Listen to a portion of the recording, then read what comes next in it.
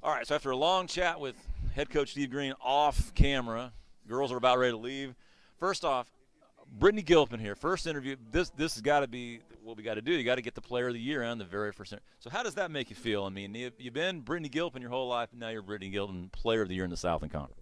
It's really exciting. Going into this season, I did not expect this at all. So the fact that I got Player of the Year, it's like really a big achievement and accomplishment for me. So I'm just excited that it happened. You guys have got a ton of good players on your club. You've got a ton of awards, and you're deservedly so.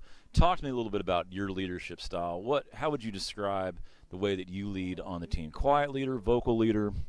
I'm more of a quiet leader. I'm not that vocal as like Kate or Carl on the team. So I kind of just lead by example. So like if I'm having a good game or like I'll say like a little bit like one-on-one to somebody, but I'm not like vocal to like the whole team. But when I have some of my input, then I'll have my input. I'll say it to the team. But yeah, I kind of just lead by example on the court. So who's the guy on the team that's most likely when things are not quite going your way to grab everybody by the jersey and say, get it straight? Who's the one that's most likely to get in your face? That's definitely Carl, and sometimes it's Kate too. We go to Carl for that support. You know, like if everyone's kind of struggling, we'll look to Carl and she'll get us back going. And then Kate keeps that intensity on the court and it's like, hey, like we need to pick it up. Let's get going. That's the Kate role on the team. We had several girls in the conference this year make sort of a bit of position change, and you played in the middle for a good part of your career, and then now out on the pin and playing all the way around this time. What's been, when kids are in high school and they're outsides, and I mean you probably played all across the front row. If you think about a kid who's coming in from high school who's a six rotation player, what has that girl got to do to still be a six rotation player NCAA D1? You just can't let it get too mental in your head because going from the middle, all your focus is on the offense, and then on the outside you have to focus on passing, defense, and then also attacking. So like if you're coming into college, you can't get frustrated by the plays that you don't get because you're not going to get every play. So you just got to do each point for each point, and you can't think about what just happened, and you just got to move on and just be ready for the next play. Talk to me a bit about the change that happened. I mean, you guys were 16-0 last year, NCAA, Greystone leaves. What was the mentality of the team at that point? And I know now we're a long way past that with Coach Green, but talk to me about the transition that you guys all had to go through to go from one coach to another when you had a real successful season. We were really devastated at first because it's like we talked about it and we were like, it's like breaking up with your boyfriend and going from your old coach.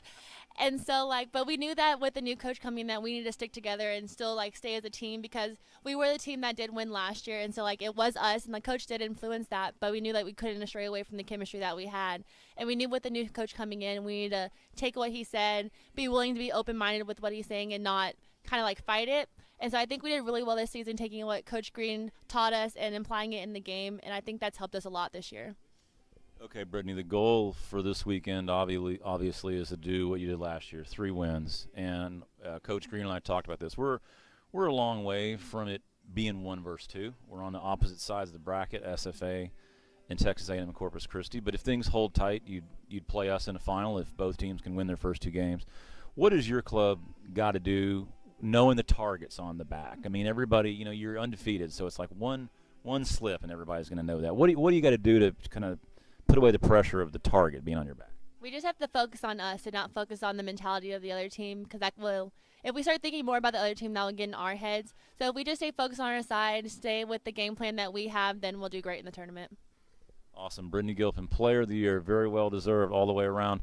They have the 3rd slot tomorrow. Chris Mykoski will be on the call for SFA against Southeastern Louisiana. Our team is definitely in bed. I just know it. It's getting late.